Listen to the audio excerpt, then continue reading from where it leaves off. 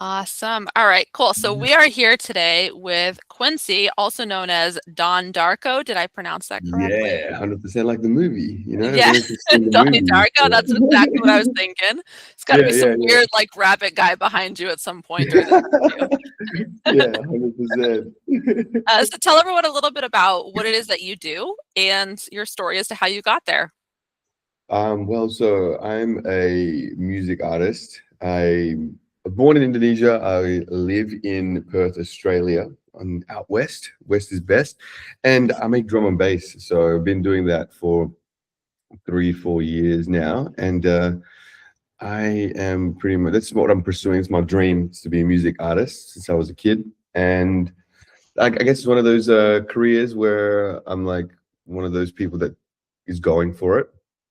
And I've been doing that for, this is my third music project, but my first one was completely different music, second one was completely different music, and third one is drum and bass. But Mm. it's just funny. That's how the music industry, I guess, work when you're in it. Yeah. It's a, I guess it's a type of career where, well, now I'm 32, but it's yeah, I've learned a lot from doing that. Especially been fortunate enough to be able to travel around the world playing music. Had some cool collaborations with some of my favorite artists, and built a following, on social media and stuff because of my music, and learned a lot of stuff about content and marketing because of that as well. Um, so that's, I guess, who I'd say my identity is when people usually ask, "What do you do?" It's like, it's hard. Like when I was younger, I'd be like, "I'm a DJ," but now it's just like, "Oh, I'm a music artist." It's actually funny because it's like people are like, "Oh, cool! Like, what kind of instruments do you play?" Uh, I make stuff and weird noises, and a bunch of 20-year-olds love it. And yeah, then and then yeah, that's my goal, and my like ambition is to be able to, I guess, finally do a full world tour and make a really sustainable living off doing music, which is quite hard, especially in today's age. But if you don't give up, you can do it. Yeah, I love So that. yeah. And it's cool because you've been kind of on a world tour right now, right? Yeah, yeah, it's all just finished actually, So basically. what countries did you go to? So we did, so because the like in the 12 months, like obviously different seasons is depending on what time of the year. So like it's busiest in Europe during July, August, and but we went right after it was the busy period. Mhm. So I did all of October and November, all in Europe, and we went to places like Spain, UK, Austria, um, Netherlands, Belgium. Wow. Yeah, I also went to Japan. But it was good, and there was like different cities in those countries as well, Mhm. because they have like really good drum and bass scene, that's the good thing about Europe, is like they're very decent with the drum and bass. Then next year we're gonna add some more countries onto that. But yeah, it's been crazy, but it's been very overwhelming in the last month that I've been touring for sure. It's like a Yeah. lot of moving around. And you said you got to meet some of your you were a fan of these people Yes, and they're very 100%. popular or maybe even famous. Yeah. So what was it like to actually get to meet them and be with them and tour with them? It's like, oh, it's crazy. Like one of the guys who I have a song with, and his name's Mackie G, and so like he to the young people who like drum and bass music, he's kind of like one of the goats of the genre, and it's kind of like crazy that I used to listen to his stuff when I was like younger as well. And like when I was like first dabbling into like drum and bass, and then showing all my friends. And then every time before we go out, we'd always play his Mhm. songs and stuff. And then it's crazy. It's like if I'm on Spotify, it's like my song is there, and it's like next to the ones that we used to play when we were younger. It was like it's unreal, you know. Sometimes I'm even like I I even try and like explain to my mother about like how crazy it is, and like because she doesn't understand. I mean, she's Indonesian, so she doesn't really like full. I mean, she knows what I'm doing and stuff like that, but she doesn't know Mhm. the genre, of course. Yeah. So like I have to like the way I explain to her, it's yeah, I have to do it in like a I have to find a way to like this is a big deal, mom. I love it. And so it's interesting because you were saying you wanna be able to kinda go, like, full time with this and make a good living off of your Mhm. music, which is really hard to do nowadays. Yeah. But yet at the same time, you're, like, up there on these charts and with some of the greats. So for, like, a layman like me who's like, I would assume that that would mean you're absolutely crushing it and, like, living in a mansion and, enjoying the high life, maybe have, like, some pet tigers. So, like, what is so I guess tell a little bit about, like, kind of the reality of that. Like, what does it actually take to get on the charts? And then Mm. what's the differentiation between that versus, "Hey, now I'm making a good living?" Yeah, that's a very, very good question because it's like the perception of from the outside is always like that's the where the pressure really gets to you, right? Especially when people start seeing you as successful because of all the achievements and accolades that you do. Let's just say you have like a top 10 song. Firstly, like streaming pays like shit, so like Mm, you probably won't even see much of that unless you self-release it, because most of the time the reason how it got there in the first place was because you had backings of labels and stuff, right? So mhm. streaming, Yeah. so it's like a lot of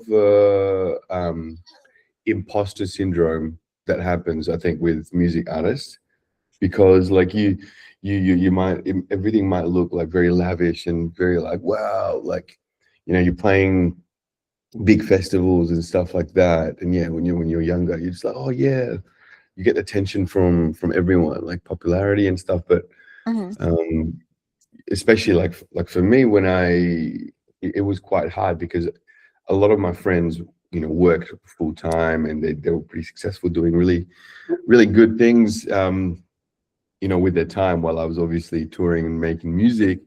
So a lot of them are very financially like successful, and then it's kind of like I would be nowhere near the financial success as they are in because they have stable job, stable income, whereas it's like we kind of have to really really be smart and chase, and then so it's and then you gotta like really double down on yourself, because if you don't, then you're gonna start like selling out and doing all these things that doesn't seem genuinely you, and then your art starts to crumble.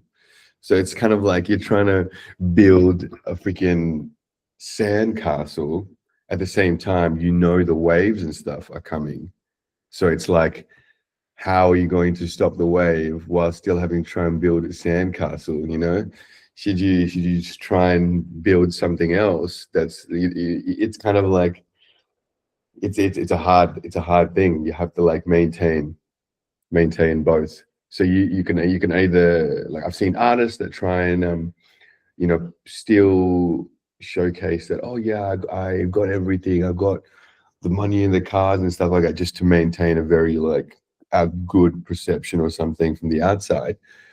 Or you can just like break down that wall and be like as transparent, and even though you're popular and stuff like that, you can be authentic and be like, hey, we're all struggling artists, blah blah blah, blah, and people actually resonate with whichever one is your personality, and then so yeah, I think that finding that path is I feel like it's quite hard, because the reality is never what what is perceived from the outside it's always a narrative. If you choose the narrative on what you, but like you also have to live with the consequences if the narrative doesn't align with what you want, you know? Yeah. And I feel like that's true with pretty much every, like, entrepreneurship in general. You know, yeah, it makes me think of, like, the popular one was Tai Lopez. I'm sure yeah, you've seen yeah, I this. remember, yeah, yeah, Yeah, he's like he had all those commercials of him, like, in a jet or in, like and he was yeah. just, like, renting those for the day for the footage, you know? Um, but then he sold a ton of courses because people thought Mhm. that that's what his life was like, and they're like, "Oh, well, if he's doing that, then I can do it." And so it's Yeah, so right, it's like, how do you balance that authenticity but still have that leverage of yeah. being like, "Hey, I'm an authority figure," or, "Here's why you should trust me," you know? And then eventually, like Ty Lopez got known as like that was kind of like his style, Yep. right? And then people try to like people replicated it, you know. And then like whereas you have someone like Alex Hormozy, where he doesn't dress Mhm. up at all, he just wears a singlet and short Yeah. shorts everywhere he Yeah. goes. Pretty This sure that's guy's his like only outfit he owns. literally, he's probably just got like a flannel, and the guy's like worth $1 billion or something. It's crazy. It's Right, like yeah. yeah, and it's again, it's like he goes to the authenticity, right? Mhm. He doesn't mind getting vulnerable in front of the camera, and he doesn't mind like sharing, like "Oh, I was broke, I was this, I was that." Most people find it hard to really like Mhm. admit or talk about stuff like that, and that's I think I feel like is the thing. It's crazy, especially in music because there's so much ego in this Mm. industry.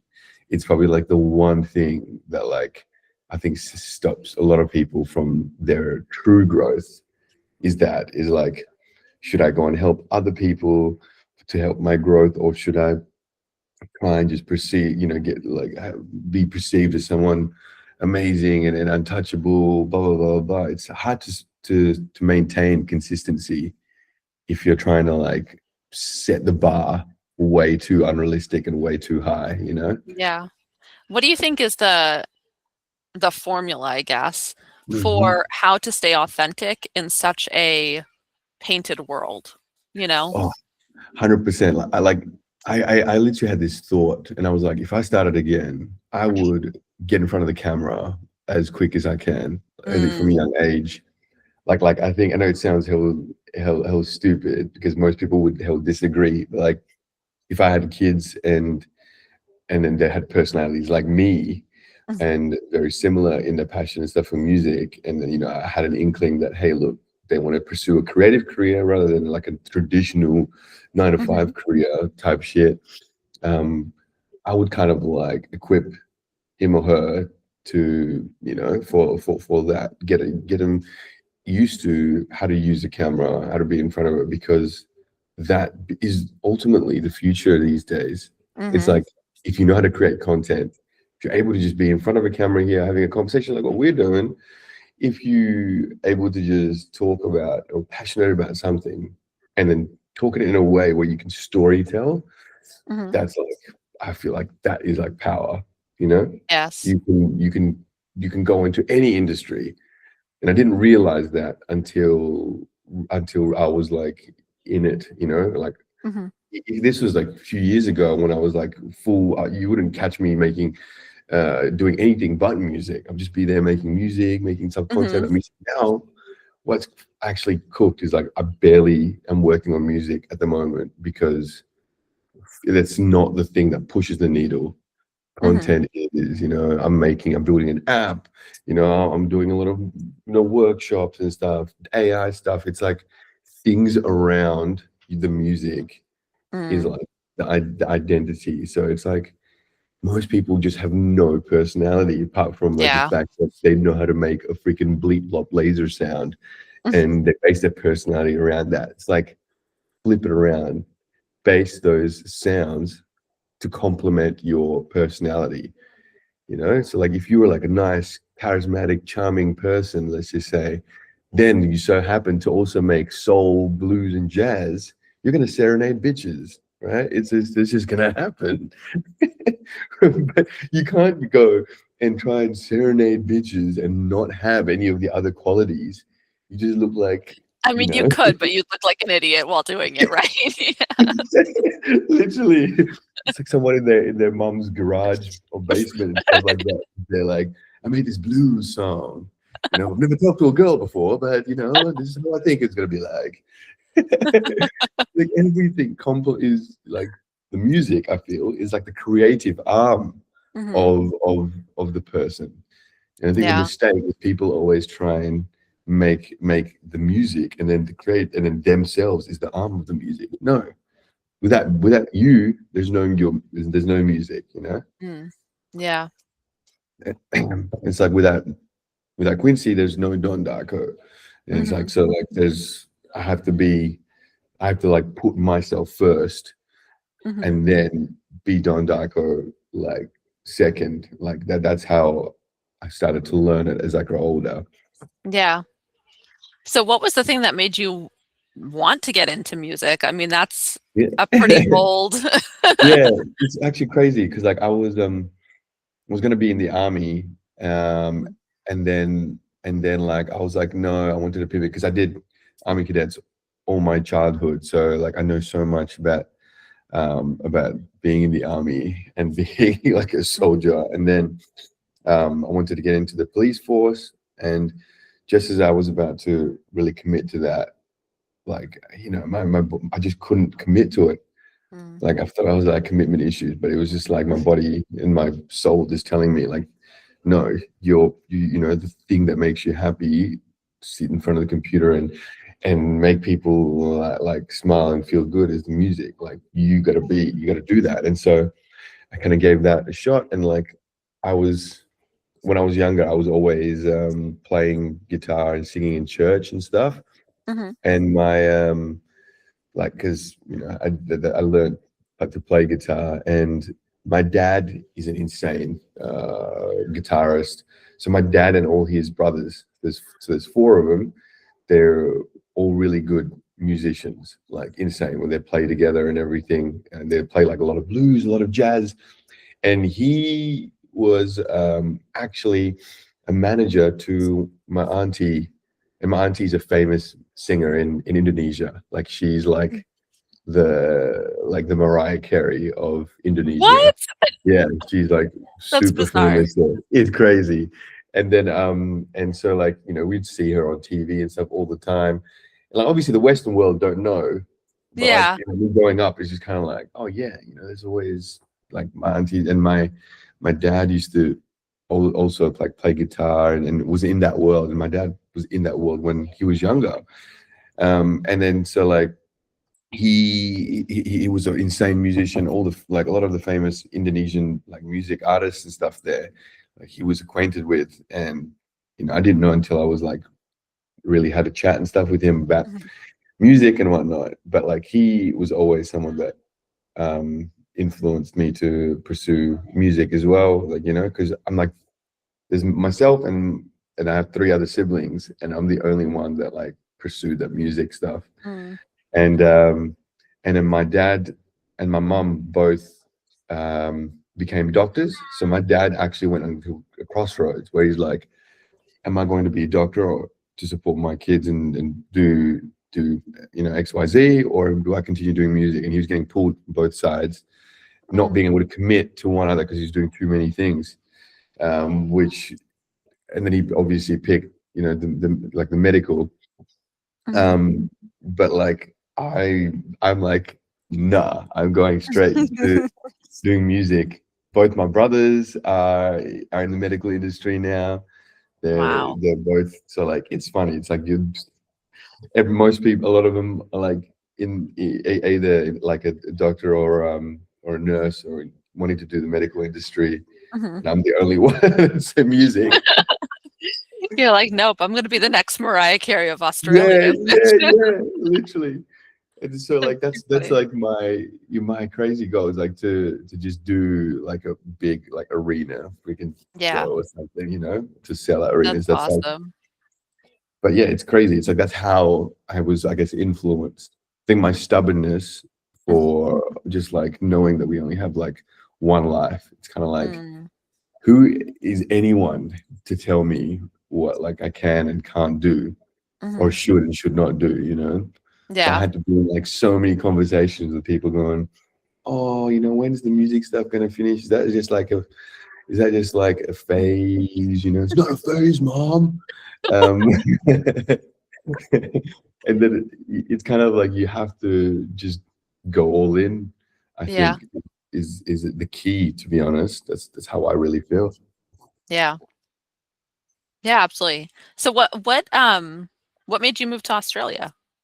So we moved it here in like when I was like 7 years old. So like Mm. it was because my family was doing really well. When like they're both like in the medical industry in Indonesia, and I think Indonesia at the time was like it's always corrupt in the politics and Mhm. stuff. And they just wanted like a better opportunity, I guess, for like their kids. And so, Mhm. you know, I can still vaguely remember like moving here. That's why I still speak fluent Indonesian as well. Mm. And then so we moved to Australia. I didn't even speak a word of English. That would have been 2001. And Wow. then yeah, yeah, it's crazy. And then like this is all I basically remember since I was a kid. It's just like being an Australian. But the Yeah. only reason like how I remember how being Indonesian is through like how strong my culture of Indonesia is, you know? That's Mm. like Yeah. a really good thing about like I guess the country because I'm always surrounded by the food, you know, Mm. my Yeah. relatives always speak the language. But like it was also one of those things. It was like you're here, you know, my mom's like, she wants like a better future and stuff for us. And I'm like, I'm gonna do music now. She's like, there's no Yeah. way I'm gonna not do music now that we're like here. It's like this is it's also like if I was going to like, go for it, you know, there's no Mhm. better chance of doing it here than like if it was Indonesia, like I think things would be completely different. Like my Mhm. life would be completely different. But like so like I just kind of went with the flow Mhm. and then kind of saw it as like, you know what, like if my parents sacrificed whatever, you know, their whole like life to go move here, I guess it Mhm. would be stupid for me to not pursue Mhm. something that I enjoy and love, you Yeah. know? That's And amazing. it was quite hard actually though, that my becoming like from parents from Asia, Mhm. they disapproved hard with the music thing. Yeah. Definitely not something that they were like, oh yeah, sure, you can Yeah. music. Yeah, they Yeah. were pissed. Like literally early stages of my career was like Mhm. before I was in Don Arco. This was when I was in my first music career. This is Mhm. my third music project. Like they were like so not it is like Yeah. this ain't it, you know. And until like I was touring and then showing them like all these things, then they were like, oh wow, okay, like they finally understood. Yeah, like But you're actually doing it, you're making yeah, money, it's not just some weird thing. Yeah. yeah, that's Yeah. when it becomes believable. It's like when when you finally show them, and then like Yeah. because otherwise it's all just like things that you know hopes and Yeah. dreams until you make it back in something real. Yeah. Yeah. Absolutely. So what do you feel like was the biggest contributing factor to the success that you've had? Oh, it's a good question, actually. I think a lot of it is definitely becoming market aware. Like, Mm. I think, like when I got into the drum and bass scene, it was very, very sudden. It was like a lot of it caused kind of like in Australia, it caused kind of a little bit of a disruption of like, who the fuck is this guy? You know, Don Mm. Darko is popping up on my newsfeed all the fucking time. Because I knew how to leverage content really, really well. Mm. And like that was all like I focused on was like write music, make content about it, and not overthink and overplan. Mm. I think prioritize the execution and taking action over the planning. That was like the big key moment to it. Is that because most people love to just plan shit all the time, Yeah. and it's just like, dude, you know, if you don't, even if you don't know what you're doing, but you just keep doing, you're gonna do Mm. way better than Yeah. just always fucking planning. Oh, So I yeah. did that. Yeah. And then the social media thing was like, once you market away, you're like, this is where the world's going to. Like you're then able to communicate your music, your feelings, your emotions, your like opinions about certain things Mhm, so well to the masses that you don't need to, that like they can just understand who you are when they mhm, meet you, which is like exactly like what I love about social media personally. I know most people hate it, but it's the fact that like you can reach millions of people with this device that you have in your pocket. oh, It yeah. is some like Fallout type shit, that's Mhm. crazy. Yeah. Yeah, absolutely, and it's like for the first time ever, the average person can actually build a following, Yeah. which is such a Insane. strong thing. It's like, in the past, you had to have ads, you had to have leverage, you had to get on the Yeah. news channel, you had to know someone, but Mhm. nowadays, it's like anybody can build a following and become recognizable if they just do it. Yeah. And it's like and everyone is prioritizing like the implementation and like the Mhm. doing are the ones that like generally will succeed. Yeah. And the cool thing is like for example, when we talked and stuff about your brand and stuff, like Mhm. I think you're in this like really cool position because like you're already used to being in front of the camera and stuff like Yeah. that. Yeah. And most people just like they need mums and people in positions like yourself to Mhm. show people, hey, this is what you can do with Mhm. your life now. You're not just a mom, you're not just this, like you can help businesses, you can grow, you can make money on the side.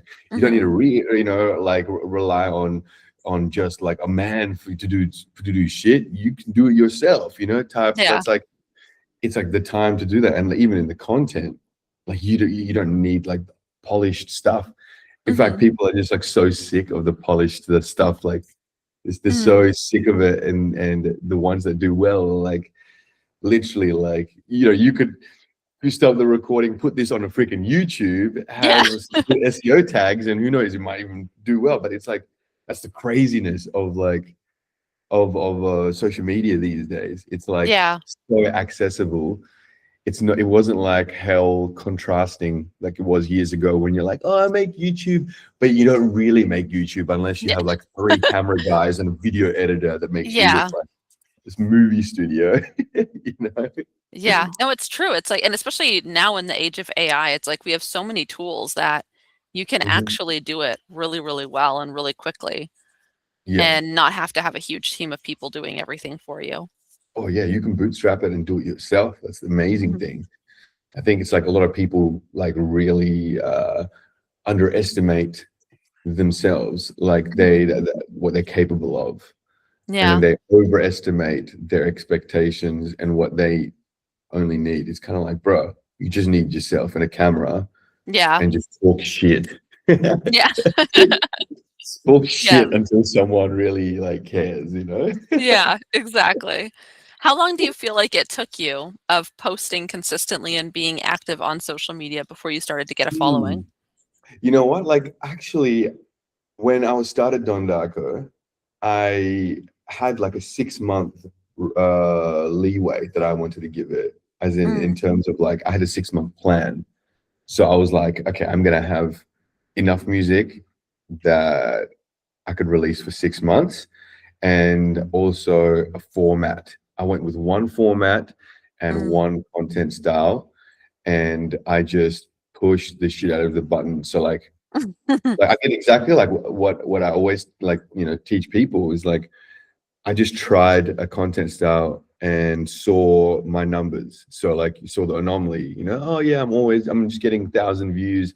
This one got me 10,000 views. Mm, You yeah. got to do that one now from now on. And then Yeah, exactly. all getting 10,000 views.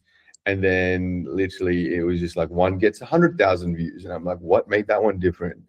And then Mhm, that's how I found like the particular time. And then so it was like I had like a format of how the video started, which was like I was the first one to do this format where it was zoom outside of the world because I was using mhm, Google Earth Studio, and it would zoom into Perth, and it'd do this weird effect. Mhm. Ooh, and like, so this is the globe, and then it just go like, ooh, and then it zoom in all the way to Perth to the city, and then it'd transition to me, and then I'd be like, whoa, and I'd go to my chair like that. And that's how I would enter every video.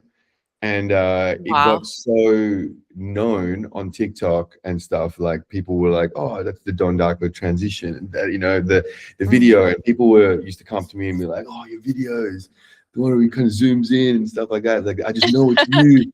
And then I doubled down on that hard for like a year, and that's where a lot of the momentum like kept Mm. up. And then as it got to a point where like it kind of was exhausted, I started, and like I learned a lot more. I started exploring new formats, Mm. and I started doing like some meme ones where like I'm like talking to myself, I'm like pretending I'm like blah, blah, blah, blah, blah, blah. And Yeah. then it changes like the angle, so like I'm like blah, blah, blah, blah, blah, and then it Yeah. goes Yeah. yeah. And it's so it's just like finding one button. It's like the first thing is like trying to find a button to push first. It's like most people try and like, oh, I'm gonna push many buttons. Like, no, you just gotta find one, Mm. push the shit out of that, and then like that's how you start the momentum. Mm. And so like that's what I felt really pushed it was having that content engine, and again like the awareness, because like if you don't know that your video like this is, let's just say a video is at 1,000 views, to most Mm. people they're like, oh, my videos aren't doing well, because they're comparing themselves with someone that's got millions of views. But it's Mm. like if you're always getting 100 views and you got one that goes 1,000 views, fucking do the one that gets 1,000 views, find out why, and then like double down on that. So it's kind of Mm. like you're trying to unlock doors and go to the next level, and you got to just keep like opening as many different doors. Like, oh, I'm still getting 100 views. Is it the lighting? Change it. Is it 100 views again? Oh, it's 500 views. Okay, then the lighting is good. Keep the lighting. That's the one thing you tweak. Change the hook. Change the font. So you keep everything else the same, and you Mhm. just iterate one thing in the whole video. Like that's how you know what moves the needle, and then eventually Mhm. that's how people know how they get the framework. Yeah. Mhm. That's pretty cool. So if somebody's just starting and they're Mhm. thinking, okay, how do I come up with like a content calendar and a schedule and like finding out what my content pillars are going to be and Yeah. frameworks and all of that, what would you like? What would obviously it's going to vary depending on the person, but Mhm. kind of generalizing. Yeah, so it's first it's like understanding like they themselves. So like this is why I got so into branding. It's like figuring out who you are at heart, right? So like if you're gonna like come into this content game and music game thinking that you're gonna have to do talking head videos the whole time, and you're like an introvert, then you're gonna have a shit perspective on content. You're gonna hate it. But Mm. if you know that like there are formats where you don't even have to show your face or even record, but then you can just do certain things and just make consistent videos, then Mhm. and get views and followers, then you're gonna like it, right? So Yeah. you're gonna lean into that. It's like, what are your like boundaries? Oh, I don't want to be in front of the camera. Okay, then go and search like content strategies and formats without being in front of the camera. Like, Mm. search it. And then it's like you go into that rabbit hole, and it's like, what else do you like and do you not like? These are your options. Then review them. And it's like, I like this one. I would never do this, or never do this, or never do this. Then this is clearly the one that you want to go with, and most people they just don't do that. Like, Yeah. first and foremost, because I think it's to get too overwhelming. They just think Mhm. content is one thing, but it's like, bro, there's millions of formats. Everyone has their, and whatever type of person you are, everyone has succeeded in being anything.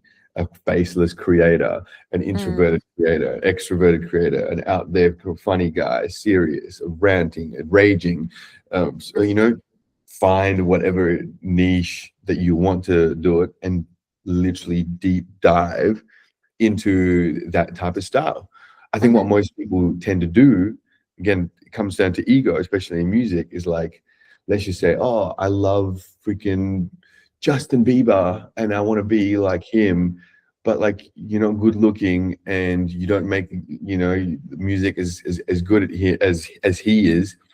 But let's just say you're a funny guy, but then in content you just try and be this seductive white dude. It's like it's not going to work, Yeah. Be the funny guy. You need to find people that you follow that has the same personality as you, not just the one that you desire, right? So Yeah. it's kind of like that's what we call a shadow archetype. A shadow archetype is someone where they're like, I want to be that type of person. It's their desire, but it's not their true authentic self of who they want, who they are.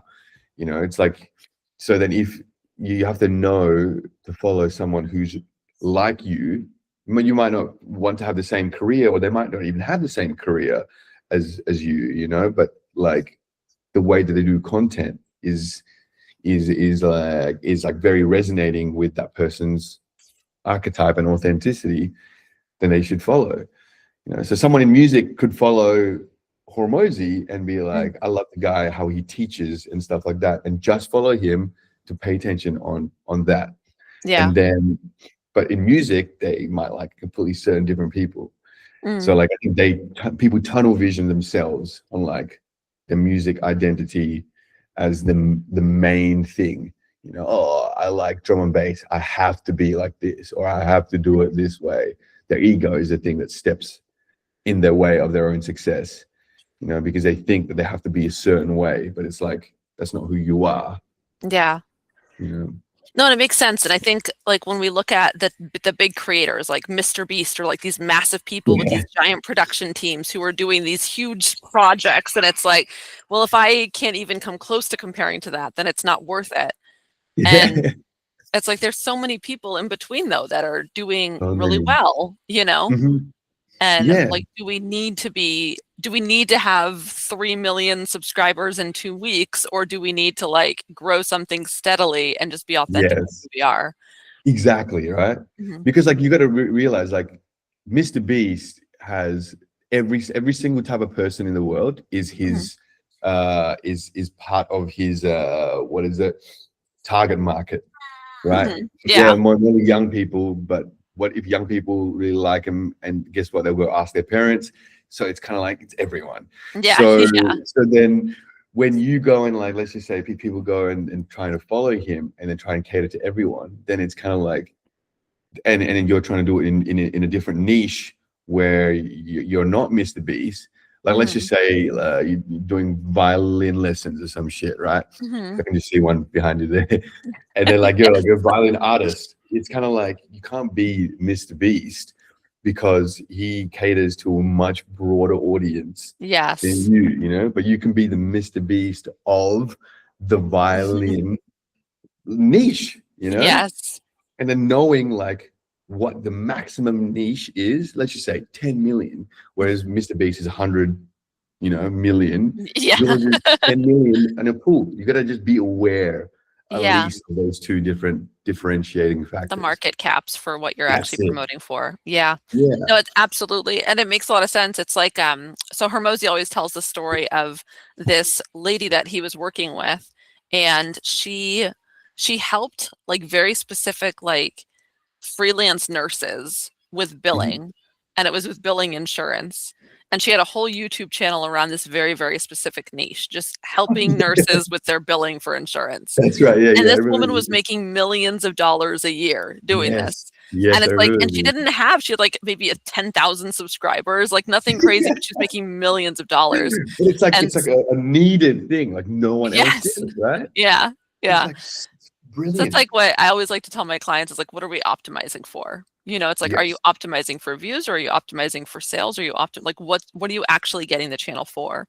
Exactly. And I think having that in mind when we're creating it is really important, because if you're looking to make sales, then hey, the views, like, views matter. We want to look at it as a trending stat for like, hey, are we getting better or worse, right? But comparing that to something that's in a totally different niche, or comparing that to someone who's years down the road than you, doesn't really Yeah. make all that much sense, you know? Yeah, yeah, 100%. It's so Yeah. true. Yeah, because it's like, yeah, that's literally like the fucking key and stuff of it. It's Mhm. like you can't really like you just can't compare it.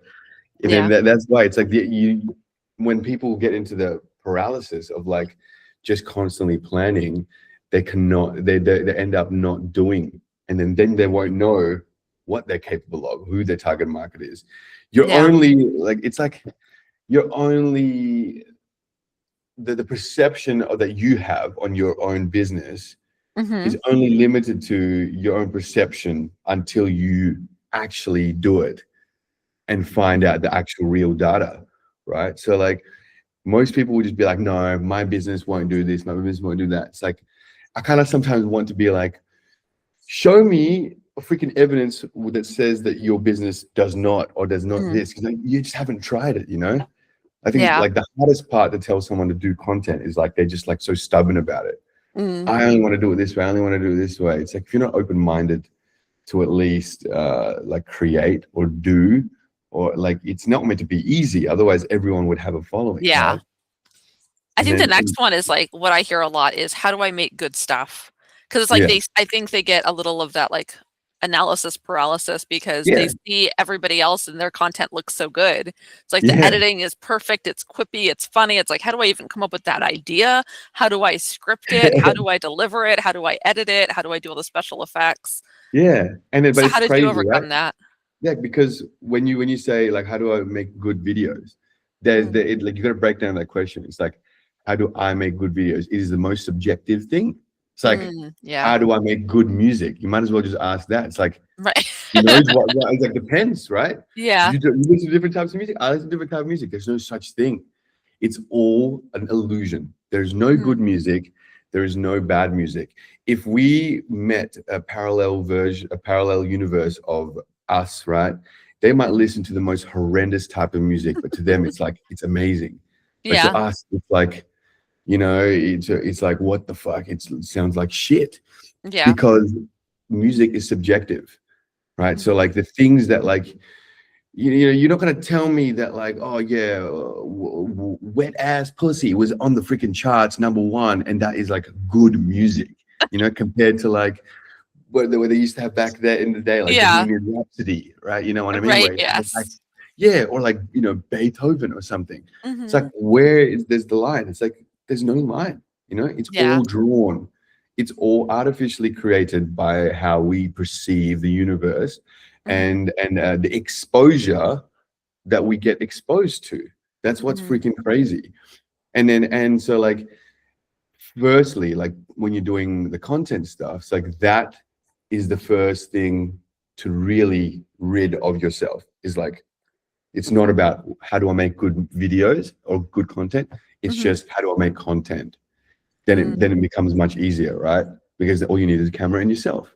Yeah. Worry about the good later when people have had a taste, right? Because good comes from the exposure, and the Mm. exposure comes from how much the stuff is getting shown and seen in front of people, Yeah. right? Like take this study that used to happen years ago. So like the Coca-Cola marketing team, I think it Mhm. was Coca-Cola Pepsi. My friend was that told me this, and he owns a really successful marketing agency. Mhm. And we used to have a chat about this, and he always says it now, like during his presentations, and he'll be like, Mhm. back in the day, the Coca-Cola figured out that if they could put their logo in front of people at Mhm. least like 11 times, right, they will buy a Coca-Cola can. Mhm. So like that's why you see, on commercials in the ads where you just like Coca-Cola and it's people doing things. It's like people are like, it's so pointless. What's that freaking ad purposely for? It's an Yeah. awareness campaign, right? It's Yep. just for you to see. Why do you think there's Coca-Cola logos everywhere? Because Mhm. now, because then it was like their goal to put a Coca-Cola logo at least 11 times in a daily person's day-to-day life during Mm. to and from their commute to work, to places they like to visit, Mhm. cinemas, malls, shopping centers, billboards, till you subconsciously see the logo 11 times until you're like, oh, you know what? I feel like a Coca-Cola today, Yeah. right? So the amount of Yeah. options and the amount of exposure you have to the Coca-Cola brand, Mhm. that you don't even realize how enclosed you are, right? And then now the number, because of social media, it's gone up. So now it's like Yeah. 25 times you got to see the Coca-Cola can Wow. before you buy a bottle, right? So like but the metric is always the same. It's always how many times can you see Mm. the like the brand.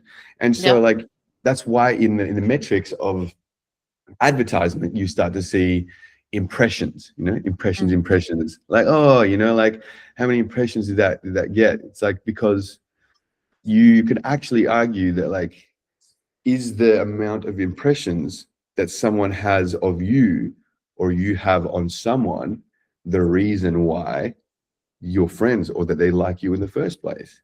Mm. This is what like I have, like, when I like have like some very deep conversation with a lot of my friends in marketing. This is what Mhm. I always like to talk about. It's like, and then my friends, the guy who said, one of my close friends that owned the marketing agency, he always Mhm. goes and says to his all his clients during his presentation, he's like, do your parents and your relatives actually like you, or is it because you've served them the most impressions throughout your whole lifetime? Mm. You know what I mean? Like imagine like you have seen your parents like in since your like birth or whatever, like your closest relatives, right? Yeah. You would argue that they have served the most impressions to Mhm. you, and you have served the most impressions to them.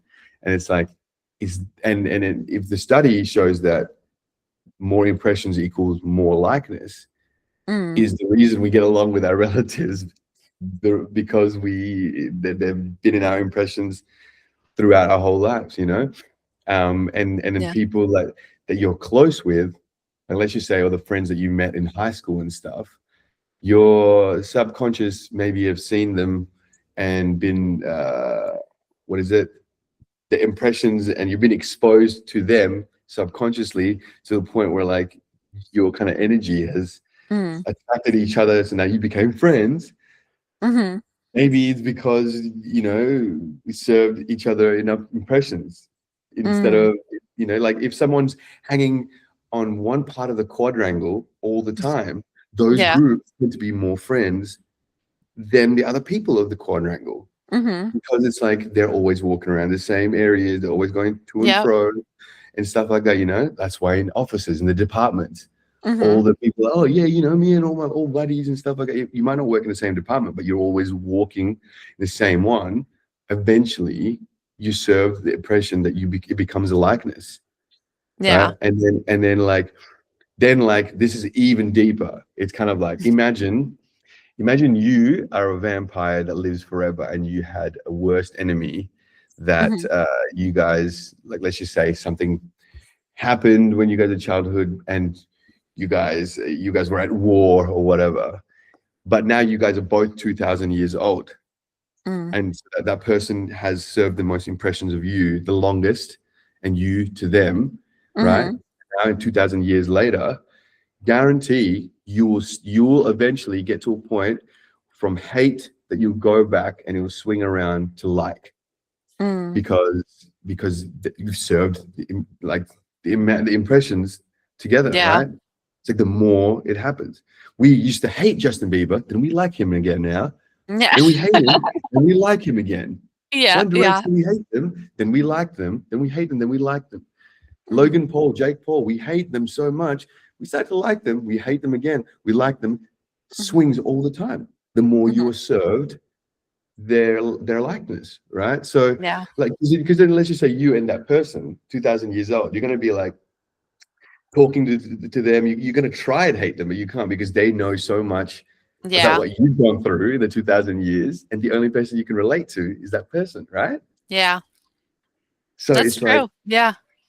and then so you eventually become best friends, It's but kind of then funny. Yeah. Yeah, it makes me think of, like, Sherlock Holmes. So Sherlock Oh Holmes and yeah. Moriarty are, like, Oh, opposites, right? So yeah. Moriarty is, like, the epitome of evil, right? And Yeah. Sherlock Holmes is the epitome of justice and Yeah. goodness. But it's interesting because they have an interesting dynamic where they're obviously complete opposites, right? And that's what they Yeah. represent in the books, but at the same time, they both have a healthy respect for each other, you Yes. know? Yes. Yes. Because it's like you're my equal in a Yeah. weird Yeah. way, in a weird, like, you're my equal, but you're also the Yes. opposite of me. Because Like, because they have a sense of the respect comes from the obsession to take each other down, right? yeah, yeah, And that yeah, creates the likeness. yeah. It's like it's just I just feel like it's a crazy thing. Sometimes I'm like, whoa. It's like, let's just say you see someone, right? You see a Mhm, really good ad, you're like, okay, conversion, I'm gonna buy it, mhm, blah, blah, blah, blah, right? And so that means it's got really good impressions because it was mhm, very low to the point that you convert with verse a second time you've seen it, right? mhm, Us humans also have impressions on each other. If you see someone attractive, you're like, hey, like I will, like the conversion is like, oh yeah, I will mate with you or date you, mhm, right? To the basis foundational qualities of us as humans. It's like, mhm. I will, connect with you. Yeah. If someone's like, what is it, whatever, attractive, and vice versa. And if they feel the same way, and then that becomes love, right? Mhm, And then to, let's just say, people that they don't find attractive, they're like, oh, I won't, right? But mhm, imagine in the case of you and that other person was the only other, let's just say you're the only male and then there's only one female left on earth. And it was that mhm, person that let's just say that dude didn't find attractive or would never, ever, whatever, be with and mhm. whatnot. There will be a time eventually, it could be, a month, a year from then, where guaranteed he will be in love with that girl, right? Yeah, Because yeah, the last girl, the only person that can serve the impression, it's like eventually he's going to fall in love with that person. yeah. It's because she served the most impressions. And then so like you can kind of go like then when you start thinking like that, you're like, well, people do their makeup or look good to go to the gym to Mhm, get their impression up so that mhm. they can convert at a lower rate. Everything is marketing, right? Everything, yeah. Everything is So marketing. cool. And it's like Yeah. so then you just start looking at things so differently. You're just like, whoa, it's like that, that person has a great personality and stuff like that. They will serve the impression of someone who's not looking Mhm, for, what is it, physical attribution or validation, mhm, or using their looks and appearance as likeness. Their likeness is in the way they communicate, mm, right? So if someone values that, then they will convert to mm. his impressions at a lower rate than someone who Yeah, values shallow and physicality. Someone that really gets attracted to physicality, they go to the gym and stuff like that. They know they can attract that type of person as well because mhm. like they will convert the people that really like that, Yeah, that sees that likeness. So now then when you see it like that and you see everything is marketing, you just like, mm, holy shit, what's the whole data set that will get my my type of likeness or my type of person mhm. to really go for it, right? Yeah. And so and that kind of, yeah, it's just that kind of sent me kind of like, whoa, you know. Yeah. It's just No, like, it is, it's interesting because it also makes me think about how how they say, like, the top 5 people that you spend all your time with are basically who you become, yes, right? yes, So it's kind of the same thing. It's like just being exactly it. around them with the likeness of Mhm. getting to know these people and having a lot of different touch points with them, and then now you're getting to be more and more like them. Yes, that's exactly it. That when you're Mm, like, you become the sixth person of the five mm, closest you're closest to, is so yeah, true, right? But like it's a saying, but then like it literally fits the equation. You yeah, being around five people's likeness automatically shows the energy and the what is it, what you're attracted to mhm, on a subconscious level because you keep them around, and the mhm, likeness of them will rub onto you that you become one of them essentially, Yeah. right?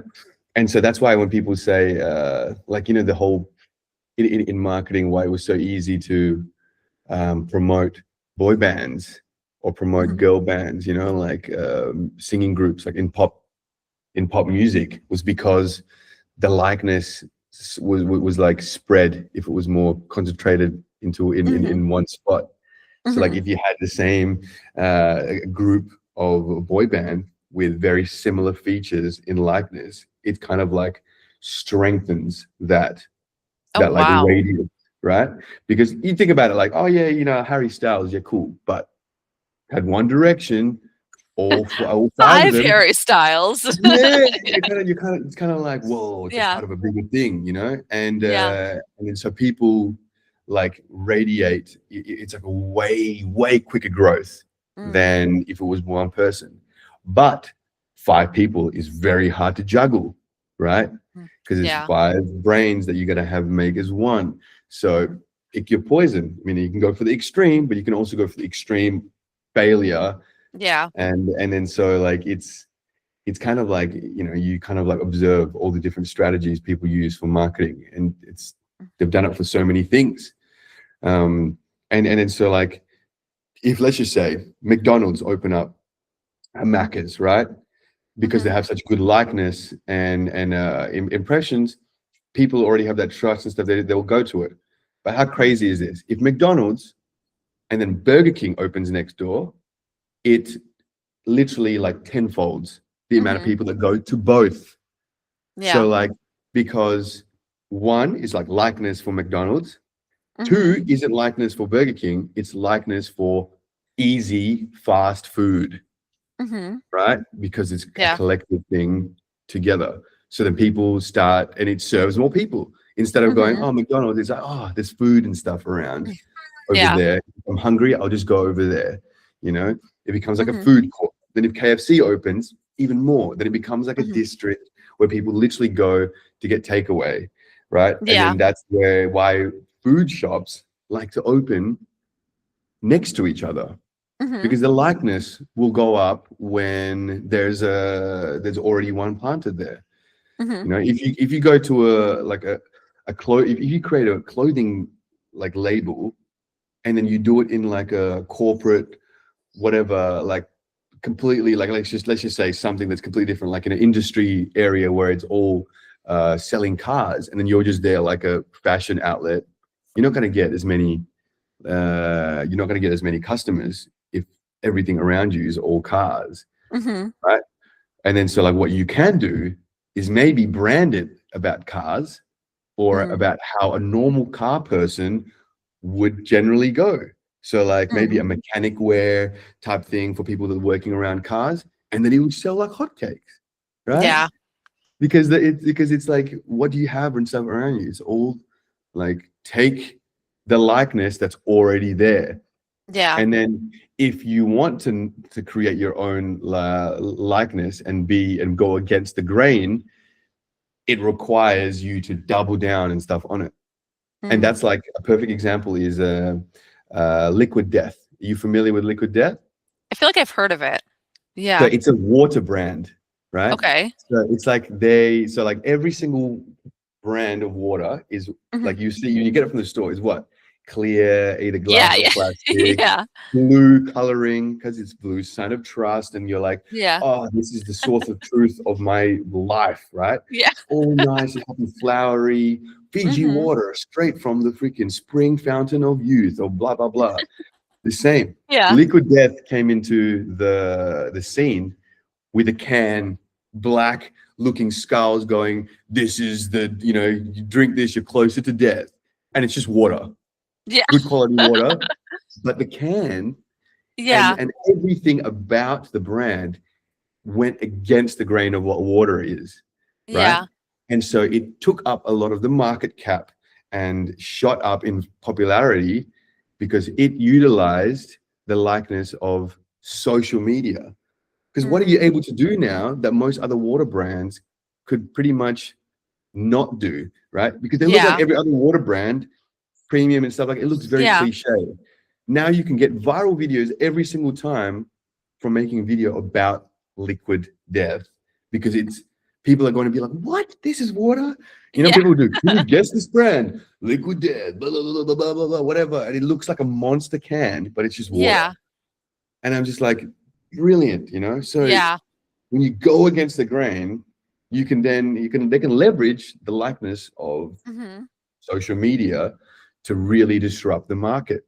Yeah. And so that's like they would be called a rebel archetype, right? Mm-hmm. Because it's completely rebellious in what water is for. They So call like, that have you ever seen like the blue ocean theory, the blue ocean, the red ocean? Yeah. Well, there's the purple ocean, which is like the middle, right? Oh, So good, yeah. so that would be liquid death would be a perfect example of that. So it's like you take something that's already super saturated, but something that's very successful, and you just make a tiny spin on it that makes you pop out. So like Primal Queen did this brilliantly, right? So Primal Queen, are you familiar with the brand? No, what is it? Primal Queen? Primal Queen is like they're like organs, like liver and stuff like that, but as a supplement. And so that's like really big right now. Like there was Liver King and like all these crazy, supplements that like went crazy. Oh, yeah. Liver Were King, huge. And so, but the thing is they were almost all marketed towards men. And so Primal Queen came in and was like, well, what if we took this and marketed it to women? So they took literally the same freaking supplement. It's just beef liver, right? And the different things. And they marketed it towards women for like hormone health and, menstrual and perimenopause and like bloating and like, so they marketed it towards women. And it's one of the biggest brands now when it comes to liver supplements. Yeah, it just took off in like a year. Look into that, because I'm getting very fascinated with things like this. I love talking about brands and people's like vision, and like, have you seen like some of the ones that are even emerging that are like really good with apps and just brands in general, are people that are building in real time, right? So it's like people that document their build, they're the ones that become like successful. And I just think it's freaking crazy that if you document, if you build in public, people start like appreciating, because they can see the mistakes, they can see the vulnerabilities, and it's freaking crazy. A good one. Liam Otley. I don't know if you're familiar with him. Oh yes, Liam Otley. Yes, the YouTube for the AI stuff. AI yeah, I'm pretty sure he's Australian or New Zealand or South African. New Zealand. Yeah. Yeah, and then he was in Dubai for a long time, but I don't know if he's still in Dubai. But he was brilliant because he did that. He went on YouTube and just documented his process of learning AI. And then after about a year, he had this YouTube channel that was quite thriving, and everybody trusted him because they just watched him learn how to do AI in a whole year. And then he started AI consulting and literally $1,000 an hour. And 100%. Just skyrocketed and built a huge AI agency. Now they like do custom builds that are and they're like pretty very big on Skool actually. Are they? Yeah. He's got nice. like he's got a Skool. Like it's crazy. Right. This is the free group. Yeah. Yeah, there's a lot of people, because I'm in his group as well. Like I've seen like Nate's and stuff, because I'm also super into AI. This is like the other thing. It's like if like people are like, oh, 3 words to fucking sum you up, I would literally be like, branding, AI, music. That's all there is to Quincy. Like what I'm obsessed with. It's like I cannot like. It's like how can you not be fascinated by like AI? Right, it's like this disruptor of life. It's not even disruptor of like the market, And then so like if you then try and take so I've like dabbled into so many different things with AI, like every single fucking model. It's freaking crazy. Where like, how are you gonna make content using AI? And it's like it's still not there yet, because like your likeness as a authentic human will literally, you're putting that trust that you would have built on the line if you did it by AI. If I said like, hey guys, this is an AI video of me, blah blah blah, then that's fine, right? Yeah. But if you try and come across like normal and not like use AI, but then present it in a way where like you're trying to trick the people that it's real, then it becomes like all it takes is just like one of those videos to go wrong, and then for you to not ever be trusted ever again. Which is why like I don't really believe in sales agents, voice agents and stuff, is a good idea, because there are just things that you just have to have human touch as Mm. much as you want, unless you have such a high demand that it kind of becomes like an actual gift. Like, like, let's just say you really Mhm. want this fucking thing sorted, and you really want to talk to someone and stuff about it, and they're always busy. Either that, or you can talk to an AI representative and deal with the issue. I'd probably be like, oh yeah, fuck it. Like, instead of me spending, like, waiting on hold for an hour, I'll talk to an AI. Like, that's when Mhm. it becomes good. Yeah. Like, if you try, like, I've seen people try and, like, really hand over the whole process of their business to Mhm. AI, and it's like, you got to have a human in the loop somehow. Yeah, yeah. Oh, absolutely. No, I agree, and it's even like, here, anytime I call a store and it's got the stupid AI things I have to go through, I'm like, "Just get me to a representative. I don't wanna talk to you. I just want I want a person who knows exactly what I'm talking about, because for Yeah. some reason, the AI machines never understand what I'm trying to get across." And they're So still they're still so outdated. This is what's crazy. So, like I literally replicated. So I Mhm, created an agent for my girlfriend's mum for her mhm. dentist clinic, and it sounds like a normal chick having a Mm. conversation in Wow. an Australian accent. It's like, hello, how can I help you? It's like, yeah, I'm just here, but sound like a proper receptionist. Yeah. But like all these other ones that when you call like So phone bad. companies, it's like, hello, welcome to blah blah blah blah Yeah. blah. Can you please put your It's like, fuck, man. Like, Yeah. like, this one would literally just be like, oh, hi, how are you? I'm from this. How can I help you today? It's just like a normal phone call. You would Yeah. not think that it's AI. And Yeah. then it's like the way that they use it is freaking retarded sometimes. So funny. Like, it makes you. That's why it's like when you hold it, when you pick up a phone, and then the first thing you hear is like, "Welcome to blah, blah, blah, blah, blah. Press Yeah. one to." Then you're like, "I hate life." Right. But if they utilize, like, Yeah. if they just did a freaking research and then just utilize like the latest model, and it's like, "Hi, how you going today?" And then you're Mhm. just like, "Oh, hi," and you just talk like a normal human. You wouldn't even care at the end if it was AI or not, because you're like, "Damn, Right, that thing exactly. really helped." Like, I'd rather that than wait fucking 3 hours. Yeah, it's fucking just crazy. Yeah. Yeah. No, it's so funny because you're absolutely right. It's like, why do they use these really old, outdated models that really they're terrible. And Yeah, it puts such a bad taste in the mouth too. It's like when I call and like you said, the moment that they're like, "Oh, welcome to this," I'm like, "Are you yeah, kidding me? Another AI. Like this is so I yeah, don't I want to get off the phone and just forget about this whole thing. Like I yeah, don't even want to literally. deal with this." But so funny. So if somebody's wanting to get into content, we talked a Mhm. lot about marketing and building a brand. Yeah. It sounds like the most important thing is the impressions, just Mhm. getting in front of people as often as possible. Yes. Yes. And I know like Google did a whole study about that too. They called it, was Mhm. it the 7-11-4 rule? So I don't know Yeah. if you've heard that, but it's basically you need 7 hours of their time across Yeah. 11 touch points and 4 different platforms Yes. in order to 100%. build up that enough trust for them to make a sale. So that's Yeah. really interesting. So just getting in front of as many people as possible. And then you Yes. talked also about that conversion factor. And I love the Mhm. way that you put it, which was really about the conversions really just being, are you interested in what I'm offering? And are you Yeah. a good fit for what I'm offering? Because like Exactly. that way you have the mutual like I'm interested in selling this to you because you're a good fit and you're interested in this. So let's make Yeah. a deal, right? It's Yeah, like that's really exactly. what a conversion is. Yeah. It's Literally. It's like there's so many humans in the world that it's like you shouldn't need to convince anyone. It's like, if you need to convince someone, then it's kind of like then they're not the ones and stuff for you. The people, like what Hormozy does and stuff, it's like he doesn't try and convince people.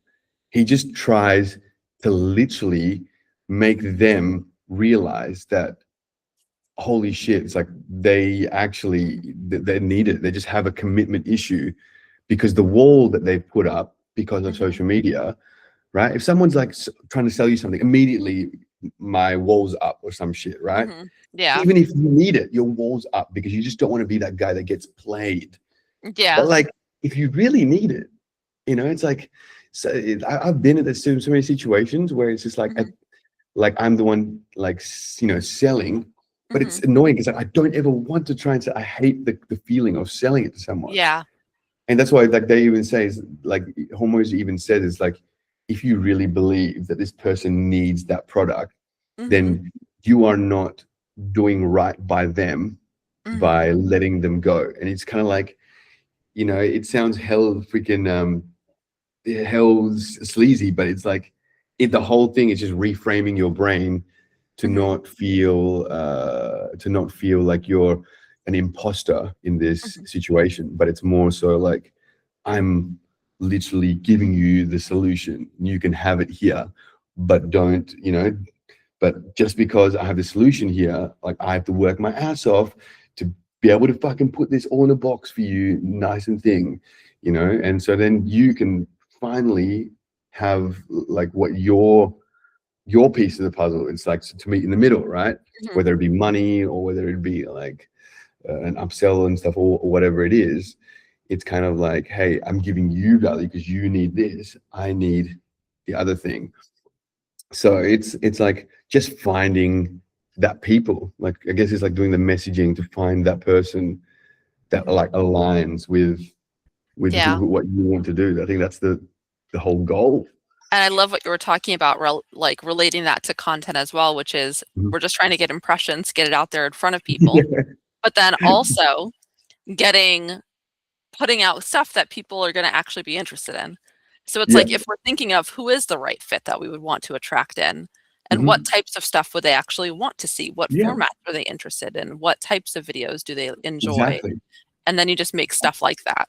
And this is the crazy thing in the show. It's like, right, most people would be stuck on that idea and stuck on Mhm. still on that phase, but they Mm. don't press the same button enough for the audience to come to you. Just think of it Mhm. this way. Just think of, like, let's just say you got 5 formats that you're testing out. Just think of them as 5 buttons, and those 5 buttons do a different call, right, to summon a specific group of people. All right. And then if you keep going, and then the more you press the button, the more prominent that call out to the world is, and the Mhm. more that, like, that type of person will come and, like, hear your calling and come walk towards closer to your brand, right? And what most people do is they'll go and press the 5, like 1, 2, 3, 4, 5, 4, 5, 4, 3, 2, 1, and they just do it like this. And then, let's just say they do it like 10 times, Mhm. right? And then if they go like 10 different times, 1, 2, 3, 4, 5, 6, 7, 8, 9, it's still only twice on each that's got the most. You're only pressing it twice. So you're Mm. technically only doing 2 call outs to that one particular market. Whereas if you Mm. did 10 times to one particular market, right? Or let's just say your format, and when you find that works and you just keep pressing it, it's going to keep bringing it closer. So just like, I envision that. I envision like a spring that's reeling people in like a fishing hook, right? And Yes. the more you press the button, the more closer it brings. You can have 10 of those, right? But but then if you do it 10 times like this, it's only doing it 1% on all 10. And then you'll be exhausted because you're like, I've literally just done 10 freaking videos and nothing's happened.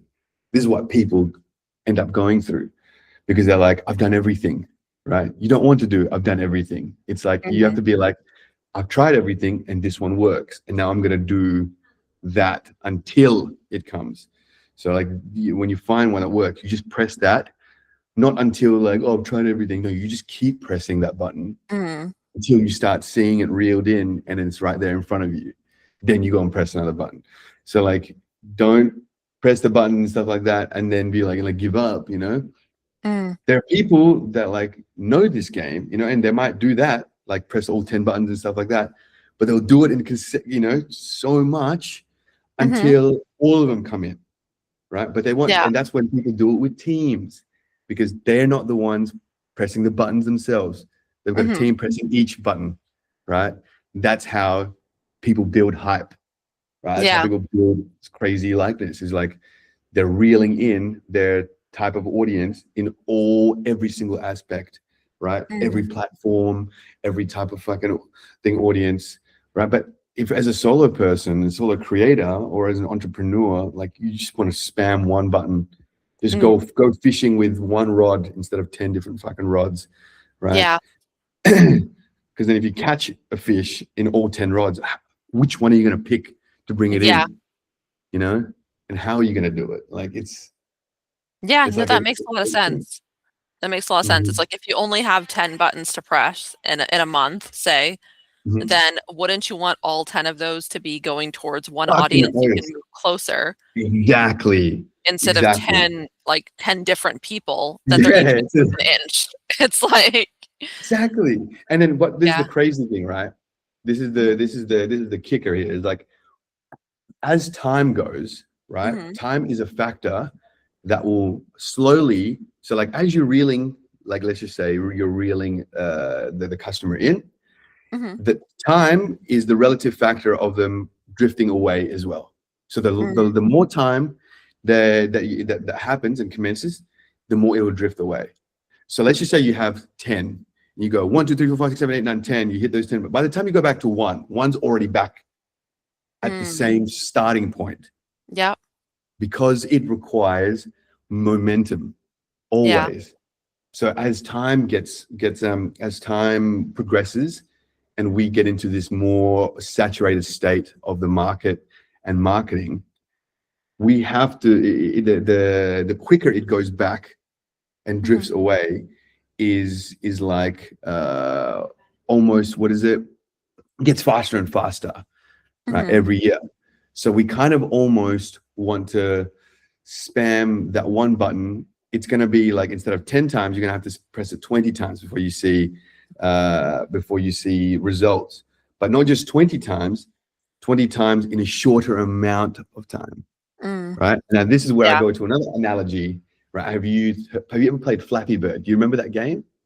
No, I've never heard of that. Yeah, Flappy Bird?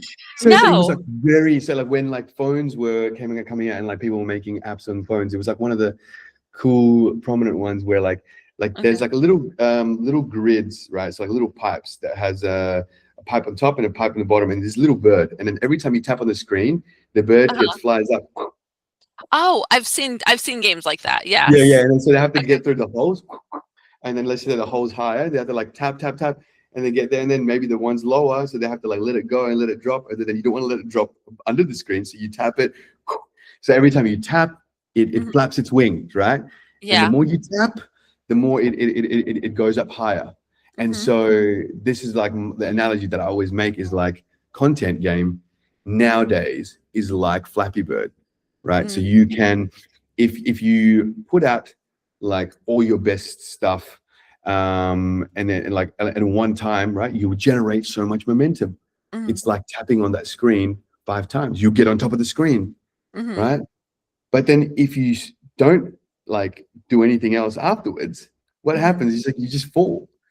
And what have you progressed? One ring. Like, you got 1 point. All that tapping at the start, that just got you 1 point, right? Yeah. But imagine if like you just consistently tapping along, you're getting inside the ring.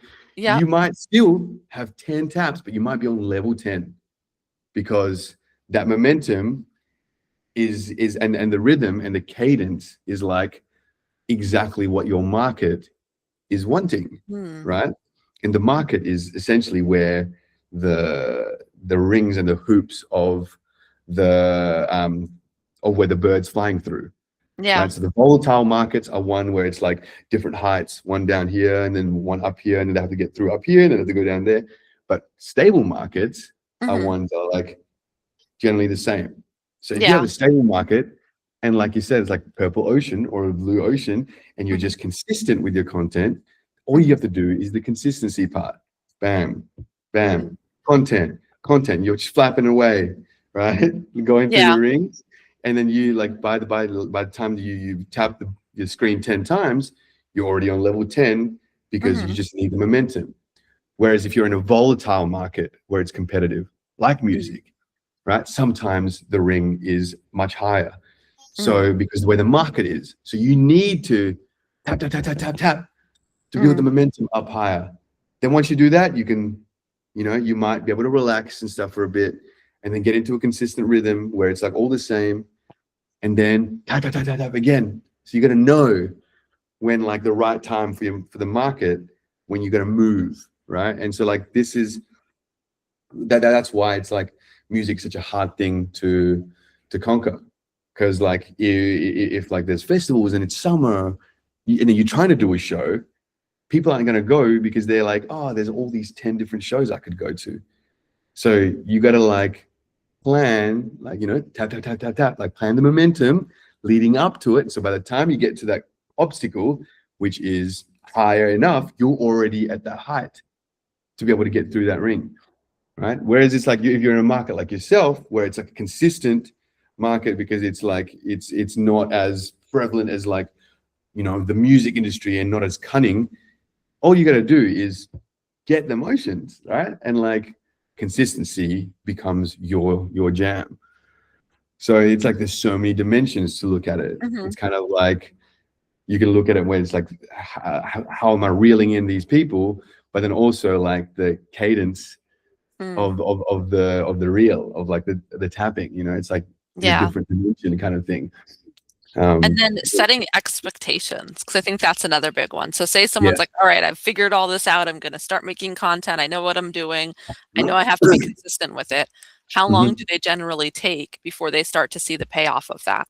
So every student expectations is a you should eliminate that straight from the brain again, right? Because what you should listen to is the data, right? So the data should always be your base level of expectations. So it's like, I expect this video to go well. It's like, why do you expect it? Because you put so much work into it, It's like, because you put so much time, because you love it, because you put so much energy. Well, guess what? The world doesn't give you shit, right? All they care is about like what makes it work lies on so many other different metrics. So read the metrics and the analytics, and then find out. It's like, okay, they like my graph from my, let's just say, viewers retention goes up like this and then down like this. Clearly you got a really good hook, really shit payoff in the video. Work on the payoff, then you'll have a consistent video. And so like that's not from expectations, that's from looking at the data, right? And even when you make the let's just say, okay, I made a better expectation, again, what do we eliminate? Better, good expectations. You can't put that into you just said, I made another expectation.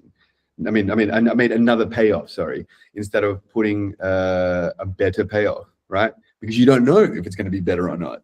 You're only testing. You're always iterating, always testing. So it's like, that you've done a decent hook because the data tells you, but you've done a shit payoff in the video, right? Which is why they drop off. So you got to make another payoff, right? What most people do is like, I made a better payoff and it didn't work. No, you just made another shit payoff. You didn't make a better one. Because if you made a better one, it would be better, right? Yeah. Not because you think so, because the data tells you so. Yes. So it's like that's like the mindset is all that. And it's crazy. Because in music, no one listens to the fucking data. It's kind of like, I'm so confused. And I take one good look at their social media, and I can tell straight away what they need to improve on. It's fucking, and most of the time, it's like, I can tell straight away with the analytics is the fact that you need to post more because you had 10 fucking months and you posted 10 videos. What do you think? Yeah. That makes sense. Yeah, it's funny. I always feel like in a lot of my conversations with my clients, it's like having to get them to kind of separate themselves from the business, and it's I see so often where it's like, oh, like this is my baby. I put so much work and effort into it. And it's like, yeah, but if it's not paying you back, like what's the point of it, right? So it's like you gotta be willing to say, hey, and the ego with it, like it's like you gotta be willing to say, hey, I made this. Yes, I spent a lot of time, but it was crap, and here's all the data I have to prove that, and how can I improve it? And I think it's really hard for a lot of people to kind of separate themselves. And then the other thing that I notice a lot of is they really have this idea to them, which is like, this is what I want to make.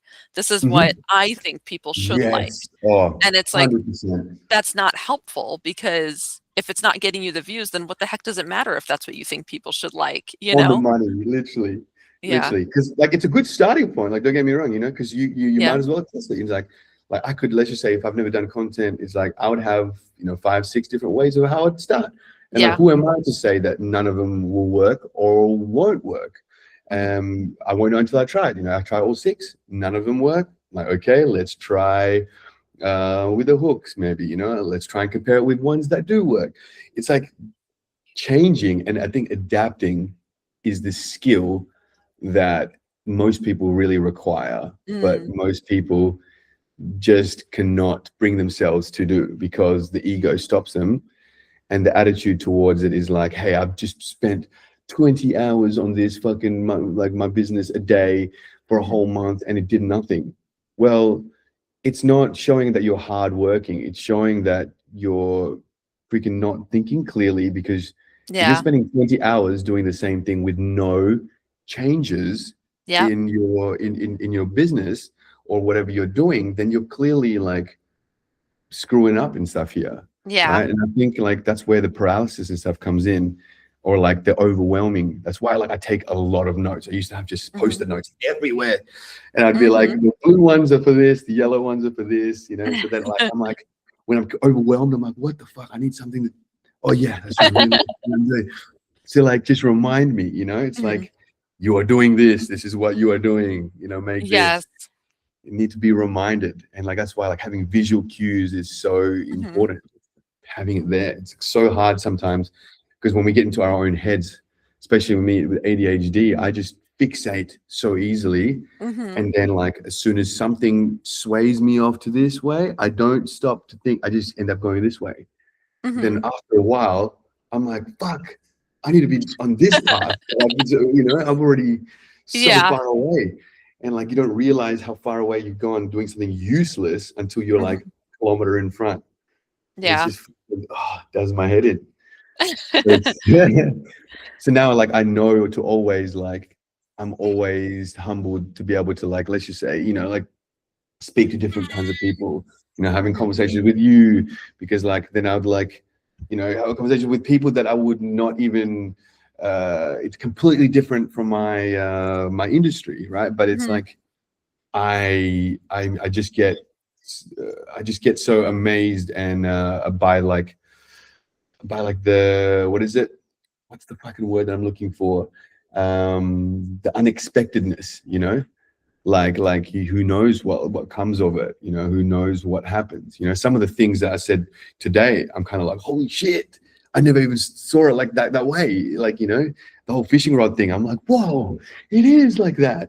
Like, because I'm a very visual when I explain. And but it's like I never have any expectations. I just prefer to just do and then see what happens from it. Yeah. Yeah. No, I love it. And Hermosi always talks about how if you just get a little bit better, you have no choice but to win eventually. Mhm. Yeah. You know, it's Yeah. like eventually you'll master it all if you just keep working towards it. Yeah, Uh, literally. Yeah. It's like even the stuff that we were saying is like that, like 10 buttons, if we're saying you shouldn't go and mash 10 at a time. But eventually someone will do that years and they'll be so quick at doing all the 10 that like they'll eventually just blow up anyways doing it. But it would just take a really long time. It's not the most recommended approach. Honestly, it's like almost every approach, any approach you can create any success with, as like, because eventually you'll do it so much that you'll become good, right? Like some guy could yeah. fail so many times so much and be shit at something to a point where like he becomes a meme now because he just fails at Yeah. everything, and it becomes famous because of it, right? It's Right. like Exactly. It's the impressions, dude. it's the Right. And we impressions. Yeah, impressions is like is life. It's crazy. Well, And Quincy, I was gonna say, I feel like we could just chat for 1,000 more hours, but yeah. we'll go ahead and wrap this up. If you could leave any last little nuggets of wisdom for the people Mhm. watching, what would that be? Uh, I would definitely say really hone in on branding, be open-minded, and impressions. I love it. Well, thank you so much. I appreciate it. Thank you, Michelle. It was great. Like, yeah, I'll catch you on the call as well. Like, tomorrow, I think. Yeah, tomorrow. Yes.